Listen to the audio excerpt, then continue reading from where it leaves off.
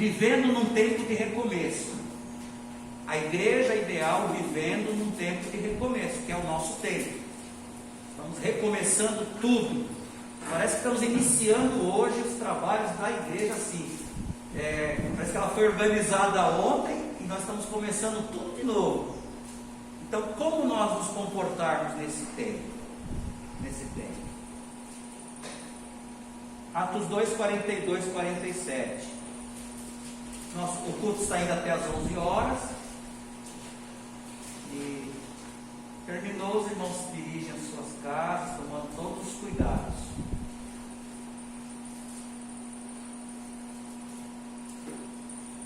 E perseveravam na doutrina dos apóstolos e na comunhão e no partir do pão e nas orações. Em cada alma havia temor e muitas maravilhas e sinais se faziam pelos apóstolos. Todos os que criam estavam juntos e tinham tudo em comum. Vendiam suas propriedades e fazendas e repartiam com todos, segundo cada um tinha necessidade. E perseverando unânimes todos os dias no templo e partindo o pão em casa, comiam juntos com alegria e singeleza do coração, louvando a Deus e caindo na graça de todo o povo. E todos os dias acrescentavam ao Senhor à igreja aqueles que se haviam de salvar. Amém. Começamos domingo esse estudo lembrando que a igreja primitiva de Jerusalém era a igreja que deixou o legado para todas as igrejas cristãs do século 21, como estamos hoje. Houveram alguns desvios doutrinários durante a história dessa igreja, e esses desvios eles tomaram sua forma de várias maneiras. Os que não suportaram, vamos dizer assim, não perseveravam nessa doutrina bíblica, que é a doutrina de Jesus Cristo, tomaram outros caminhos, muitos não tão bons na história da igreja. Então houveram muitos desvios da linha central da igreja de Jesus Cristo, que ela começa lá em Jerusalém. Eu disse domingo, a igreja batista não tem um fundador. Você pode procurar na linha do tempo, você não encontra um homem ou uma mulher que chegou e disse: eu estou fundando a igreja batista. Então a partir dali ele é o fundador, ele é o dono, ele é o senhor. Como temos aí na sociedade vários grupos assim. Você procura fazer uma análise, todos os grupos, a grande maioria, aliás, eles têm um fundador humano. E aquele fundador, ele é mesmo como um dono do grupo. Tanto que eles passam a gestão daquele grupo de pai para filho. De pai para filho. Eu cito aqui um exemplo. No Brasil, em São Paulo, nós temos a Deus é Amor. Quem fundou foi o Davi Miranda. Vejam, ele foi e se considerou dono daquele grupo durante muitos anos. E sabemos que esse grupo tem distorções doutrinárias terríveis. Além dos escândalos nos bastidores, que são escândalos morais, envolvendo os seus líderes, os filhos, muito graves. Tanto que um dos filhos dele saiu e fundou um outro grupo, porque ou ele saía ou a credibilidade daquele grupo ia de água abaixo. Então a família preferiu pressionar e ele saiu, que é o Davi Miranda Filho. E sabemos que eles passam ali de pai para filho. Agora a gestão está na mão da esposa dele. Então veja, é um grupo que quem manda é o homem. É um homem. Então fica difícil Jesus Cristo entrar ali e arrebentar com aquelas falsas doutrinas, porque eles não deixam. Porque se Jesus entrar ali com as doutrinas verdadeiras, acaba aquilo que principalmente é a missão deles: lucro, o ganho, a fama, E você vai ver isso em todos. Tem aí a graça, tem aí o mundial poder de Deus, Valdomiro é o dono mesmo. Ali não tem Cristo antes, nem aqui, nem depois. É ele por ele. E eles mandam, quer dizer, tem um dono. Então isso não é igreja bíblica, isso aí basta um crente. Eu vou dizer uma coisa, irmãos, não precisa nem ser um crente muito experiente. Basta um crente sincero que se converteu numa igreja cristã séria, que ele já olha isso logo de início. Ele fala: opa, peraí, a igreja é um grupo de pessoas convertidas, batizadas sob pública profissão de fé por imersão. Uma igreja cristã, ela tem como regra e prática a Bíblia. Ela tem como fundamento as doutrinas que vieram lá da igreja de Jerusalém. Ela não tem dono. Eu procuro o dono da igreja batista, eu não acho. Porque o dono da igreja batista é Jesus. Então só isso já seria suficiente para o crente que tem disposição de estudar, o crente que tem assim uma vontade de descobrir as verdades. Ele rapidamente vai descobrir: isso aqui não é um modelo cristão, isso aqui é o homem que domina, isso aqui é uma coisa humana, é verdadeiramente um comércio, um mercado, uma porta aberta para comercializar a fé e tirar tudo que puder dos seus fiéis até o último suspiro, se for preciso. Então basta isso para funcionar. Eu digo sempre, a inteligência espiritual nos leva, como Paulo diz, examine tudo e fique com o que é bom, retenha o bem. Retenha o bem. Então você, quando é crente em Jesus Cristo, você faz uma leitura bem pormenorizada, com seriedade, com critério, e você vai rapidamente descobrir. Você vai ter 3, 4, 5 grupos cristãos compromissados realmente com a fé cristã verdadeira, genuína, que você não encontra dono. Você não encontra dono. Mas aí não vamos aqui entrar nos méritos, porque para a nossa igreja é importante nessa manhã analisarmos qual é a igreja ideal que Cristo quer que sejamos e que precisamos ser para o nosso próprio bem, para o nosso crescimento, para a nossa alegria. Qual a igreja ideal num tempo de recomeço? A igreja de Jerusalém. Criam-se tantos métodos, eu vejo inventando tantas estratégias. Já se escreveu tantos livros para ensinar a igreja a crescer. Olha que na minha análise eu acho um absurdo você ter que contar com uma literatura que venha para que você se anime a vivenciar um crescimento na igreja. Há poucos anos tivemos a febre da igreja com propósitos, do Rick Warren. Tomou conta-se de muitas igrejas batistas. Uma das mais pujantes, a de São José dos Campos, abraçou aquele modelo. E outras.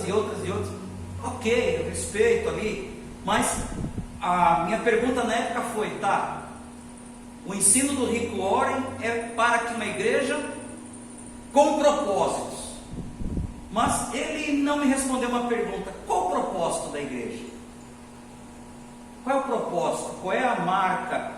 Quais são as marcas que uma igreja precisa ter para ser a igreja que agrada o coração de Deus? E tem muitos aí, irmãos. Se você vasculhar as literaturas, umas nem tão muito sérias, outras mais ligadas ao miticismo, outras muito mais para a questão ortodoxa, radical. Você vai encontrar de tudo e sua cabeça vai ficar assim, ó.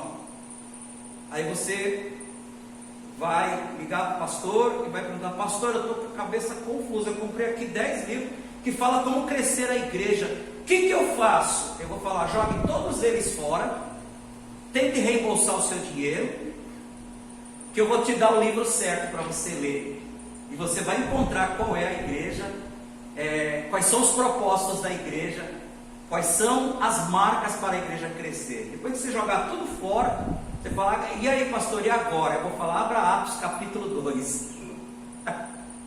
Abra Atos capítulo 2 e leia comigo, do 42 em diante, que lemos nesta manhã. Está aí o modelo, está aí a lição, está aí se tem segredo, esse é o segredo, está aí o método, está aí o ensino, está aí a direção de Deus para uma igreja crescer, para uma vida cristã ser abençoada, para uma igreja fazer a diferença no para ela fazer diferença entre ela mesma, com ardor, com alegria, com conhecimento da palavra, uma igreja que não se deixará enganar pelos falsos mestres, uma igreja que não vai ser assediada pelas doutrinas falsas, uma igreja que ela estará vacinada contra as astutas armadilhas de Satanás. Eu diria para você, vamos em Atos 2, para começar, depois podemos ir para outros textos, também do Novo Testamento, e você sempre terá em seu coração, em sua mente,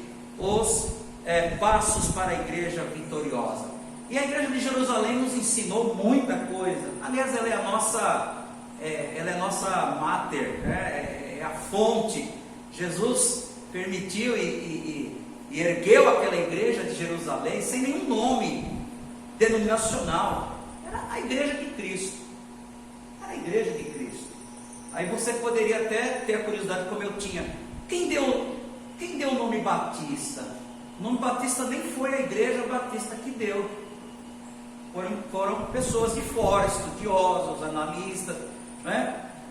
Pessoas, enfim, depois o Mike pode dar aqui uma aula sobre a história dos batistas e como ele vai preparar um estudo sobre a história dos batistas, como surgiu o nome Batista, né? Basicamente, os batistas não batizam crianças sem idade de razão, sem conhecimento sincero que é crente. Então, uma das coisas que chamam a atenção é que esse grupo de crentes não batizavam crianças e só aceitavam pessoas convertidas verdadeiramente pelo batismo.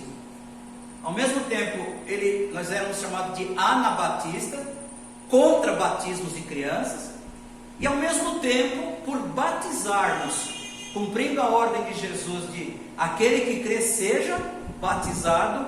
Então os historiadores, os críticos ou os estudiosos falaram assim: esse grupo só tem um nome a nós chamarmos eles, batistas, porque eles cumprem e fazem questão de cumprir a Bíblia como regra de fé e prática, e o batismo é a maneira pela qual o crente professa publicamente a sua conversão em Cristo, morte para o pecado, ressurreição para a vida eterna. Então os batistas passaram a ser chamados, no começo anabatista, porque não batizava a criança. Ana é contra, né? Que não batiza mais criança. Mas depois, no geral, eles não batizam crianças, com toda a razão. Criança que não tem idade, não tem discernimento, que é um crente, que é pecador, que precisa aceitar Jesus, não vai batizar. Mas a grande maioria dos membros são batizados. É regra de fé e prática, é um mandamento, uma ordenança de Jesus. Então ficamos conhecidos como batistas até hoje. Lá para o século XV, XVI, esse nome vem à tona, não dado por nós, viu? Né? É um nome que nem pertence, na verdade, a patente nem é, na verdade, dos batistas. Mas tá bom, gostamos desse nome. E até hoje a Igreja Batista está aí pelo mundo. Hoje no Brasil, ela estamos em algo de 2 milhões de batistas, 1.200 igrejas em São Paulo. Precisa crescer muito ainda, mas está aí, Igreja Batista fazendo o seu papel. Pastor, mas nesse meio aí não houve desvio? Houve, você vai encontrar igrejas batistas que, especialmente agora, no tempo do século XXI, que infelizmente rasgaram a doutrina, rasgaram a Bíblia, estão fazendo coisas assim que você vai falar: mas a Igreja Batista de Jacuí não faz assim. Então, se você ouvir ou ver, você fala: deixa eu confrontar com a Bíblia. Meu padrão é a Bíblia, esse é o parâmetro. Eu vou encaixar aqui na Bíblia. O filtro é a Bíblia. Tá? Tudo que vier, o filtro é a palavra de Deus, que é Cristo. Cristo, que é a palavra. Você passa por aqui o filtro. Não passou, você já sabe que não é biblicamente correto. Passou, você sabe que é biblicamente correto. E vimos domingo passado que uma das marcas das atitudes que a igreja teve está no versículo que o Mike leu, de número 42, é que eles perseveravam na doutrina. O que é a doutrina? A Bíblia, a palavra de Deus. Veja, não há nenhum outro escrito aqui para a igreja. Eles se apegaram, eles deram o seu corpo, o seu coração, a sua mente, para estudar e compreender e, iluminados pelo Espírito Santo de Deus, deixar que essa palavra tornasse o alimento que ela é para a nossa vida. Jesus diz: eu sou o pão da vida. E a palavra é Jesus. Quando o mundo foi criado, ele lá estava. No princípio criou Deus os céus e a terra. E disse Deus, palavra. Falou Deus, ele é a palavra. E lá em João capítulo 1, versículo 1 vai dizer sobre Jesus, que no princípio era o verbo, e o verbo, exatamente, o que é verbo na nossa língua portuguesa? Palavra. Olha que maravilha, a harmonia bíblica entre Velho e Novo Testamento é fascinante, irmão. Irmãos, não tem coisa. Olha, eu já estudei de tudo. Eu tive o privilégio de cursar 2 faculdades, os irmãos sabem. Eu tive o privilégio de me formar numa academia secular, na teológica, de reciclar, de estudar isso, trabalho na educação há 32 anos, e por força do ofício a gente é obrigado a ler, a estudar, a fazer curso, a tudo, mas eu posso dizer para o irmão, não tem nenhum desses escritos que eu já li durante todos os meus 32 anos. Os irmãos forem lá em casa, tem livros assim que você vai falar: puxa, esse aqui eu nunca vi, esse aqui parece bom, pode ir lá, pegar, ler, depois me devolva. Eu empresto, não tem problema, nunca tive problema em emprestar livro, tanto é que alguns foram e não voltaram. Mas eu digo para o irmão, nada me dá mais prazer quando eu me debruço a estudar a Bíblia. Aí é outro cenário, irmãos, não dá para explicar, é algo emocionante, algo transcendental. Você poder sentar e ver o texto bíblico e dizer: Jesus, o que tu queres me dizer desse texto? O que esse texto disse para aquela época? Qual era a cultura? Qual era o contexto? Qual era a moda dessa época? Aí o texto bate aqui e você vê uma citação no Velho Testamento. Você vai lá no Velho Testamento e está direitinho como está lá em Gênesis 1. No princípio, e Deus disse, é a palavra. E lá em João 1 ele fala, e ele era o verbo, a palavra. Então o verbo é Jesus. Jesus está na criação. Jesus está na criação, está durante a criação, está hoje, porque ele é a palavra. E quando ele vem, ele ensina a sua palavra. E ele vai dizer alguns versículos maravilhosos, quando ele disse para aquele povo: vocês erram porque não estudam a Bíblia, errais por não conhecerem as Escrituras. E o original grego daquele conhecer significa Jesus dizendo: vocês erram porque vocês olham a Bíblia assim, de en passant. Vocês vão lá nos textos que interessam, naqueles textos triunfalistas do Velho Testamento, que não há aplicabilidade, muitos deles, para hoje, especialmente os de Salmo, quando falava que o povo estava na guerra derramando sangue. Está aqui: o Senhor vai derramar o sangue, o Senhor vai derramar. O Senhor não age mais assim, derramou naquele tempo, permitiu que o povo derramasse para conquistar a terra. Hoje estamos na época da graça. Hoje você vai encontrar Romanos 5,8 que diz assim: porque Ele nos amou primeiro, enquanto ainda éramos pecadores. Precisamos aprender a estudar a Bíblia. Não precisa necessariamente, é lógico que a escola bíblica vem completa, ela dá aquela injeção de ensino, mas você precisa ser um estudioso do seu lar, da Bíblia. Deixa eu ver o que a palavra tem a dizer a mim. Pastor, tem algum dicionário bíblico bom que não seja tendencioso a outras? Tem, mas às vezes a Bíblia no próprio rodapé vem lá: deixa eu ver o que Jesus está dizendo aqui. Olha, Ele está dizendo que Ele é Deus, sempre foi Deus, e que a sua palavra é a mesma que Ele fez usar para criar o mundo, para enviar Jesus. Então os primeiros irmãos priorizaram essa palavra, porque dela eles sabem, dela só vem coisas maravilhosas.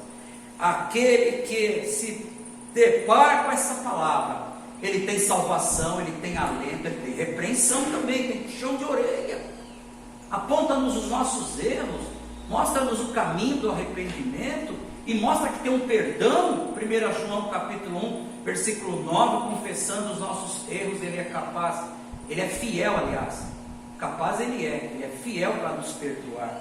Então os crentes, meus irmãos, de Jerusalém primaram por utilizar a Bíblia, nunca abriram mão. Então a igreja ideal, num tempo de recomeço, continuará sendo aquela que prioriza a Bíblia como palavra de Deus. Como sempre os batistas primaram, nossa regra de fé e prática. Então Jesus ele orienta, vocês muitas vezes erram, muita gente está em dúvida, muita gente se deixa levar pelos assédios aí fora.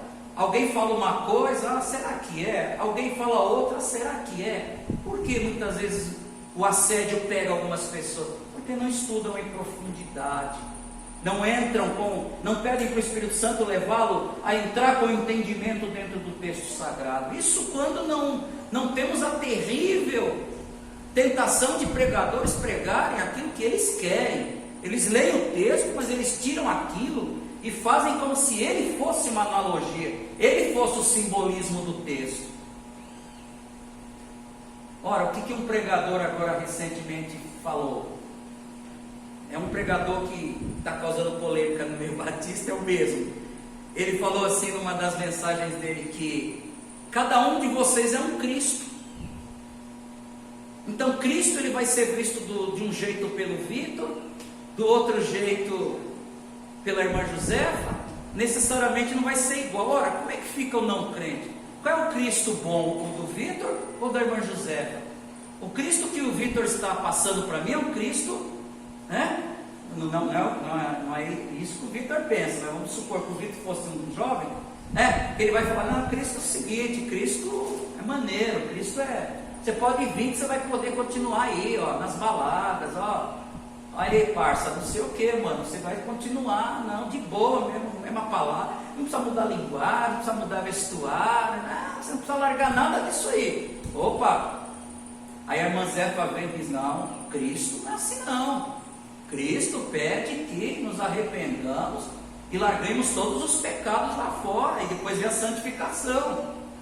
Aí o jovem está ali, né, fala, não, mas eu quero o Cristo do Vitor, que é maneiro, isso daí eu gostei. Então cada um pode passar o Cristo que quiser. Isso é uma heresia sem marca maior. Isso são heresias construídas na boca do inferno. São heresias construídas na boca de Satanás. E traz para fora e pega quem quer. Quem não tem compromisso com a palavra. Então Jesus fala, cuidado, estudem a Bíblia. Não façam dela apenas, irmãos, não façam dela apenas não que os irmãos façam isso, mas não façam apenas um enfeite na sua cabeceira. Não façam isso. Meditem